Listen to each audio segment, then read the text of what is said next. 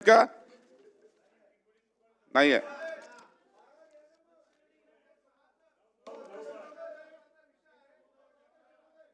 अर्धा तास चर्चा क्रमांक 11 श्री मुनगंटीवार साहेब आहेत का? हा आहे इथंच आहे.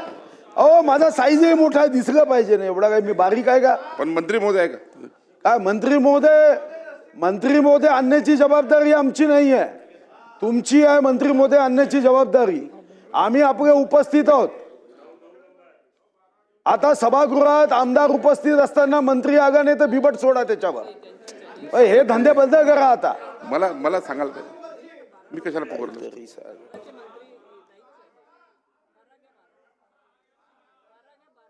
चला अर्धा तास चर्चा क्रमांक 12 श्री सुधीर मुनगंटीवारजी 12 नंबर घ्या.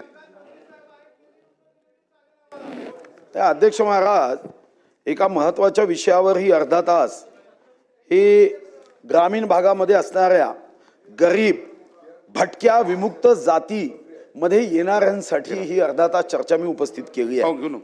अध्यक्ष महाराज, राज्यातील यशवंतराव चव्हाण मुक्त वसाहत योजनेमार्फत जे शेवटच्या प्रवाहातल्या शेवटच्या पंक्तीमध्ये आहे त्या लोकांसाठी 2011 मध्ये घरकुल योजना करण्यात आली.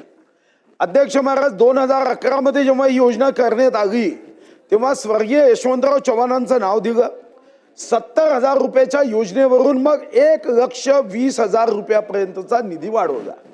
पण अध्यक्ष महाराज, बोगाचीच कडी बोगाचाच भात असं या योजनेचं झालं असं वाटावं. मी महाराष्ट्रात किती तुम्ही घरकुल मंजूर केले याच्यावर आता जात नाही, पण एक महत्वाचा मुद्दा आहे की आता यशवंतराव घरकुल योजनेमध्ये ज्या भटक्या विमुक्त जातीच्या लोकांना घरकुल मंजूर आहे त्यांचे पैसे दिले जात नाही. एक हप्ता दिला की दुसरा हप्ता येण्यासाठी चातक पक्षांनी सुद्धा वाट जेवढी पाहत नसेल त्यापेक्षा जास्त वाट पाहावी लागते. आणि ही योजना मंत्री महोदय, कापूस कोंड्याच्या गोष्ट संपेल पण तुमचा निधी येत नाही. बिरबलाची खिचडी शिजेल पण तुमचा निधी येत नाही. शिवताईची कथा संपेल, दरवाजा उघडला जाईल पण तुमचा निधी येत नाही. मला तुमच्याकडून स्पष्ट आश्वासन पाहिजे की यामध्ये आमच्या जिल्ह्यामध्ये साधारणतः या क्षणी 96,36,42,400 रुपयाचा निधी हा आवश्यक आहे. भारत माता माझी आई डोकं ठेवायला जागा नाही म्हणून तुटक्या फुटक्या माडाच्या घरात असणाऱ्या लोकांसाठी 96 कोटी नाही, पण मुंबईमध्ये असणाऱ्यांसाठी 11 लक्ष कोटी राज्य सरकारकडे आहे. आणि या गरीब भटक्या विमुक्त जातींना ज्यांनी या समाजाला एकत्रित करण्याचा आधार जे आहे त्यांच्यासाठी 96 कोटी नसेल तर कोरड्या विहिरीत अशा अधिकाऱ्यांनी जीव दिला पाहिजे. तुम्हाला माझं स्पष्ट यामधलं उत्तर हवंय की हे 96,36,42,400 हे तुम्ही किती दिवसामध्ये चंद्रपूर जिल्ह्यातल्या या सर्व घरकुल योजनेमध्ये असणाऱ्या घरांना साधारणतः तुम्ही आमच्या 15,058 घरं मंजूर आहे. यवतमाळ जिल्ह्यात तुम्ही 52,816 घरं मंजूर केली. तुम्ही बीडमध्ये 27,281 घरं मंजूर केली. जालन्यामध्ये 14,867 घरं मंजूर केली. पण ही मंजूर केल्यानंतर जर याला निधी दिला जात नसेल तर अध्यक्ष महाराज, रेती दिल्या जात नाही, तुम्ही निधी देत नाही, तर त्यांनी करायचं काय?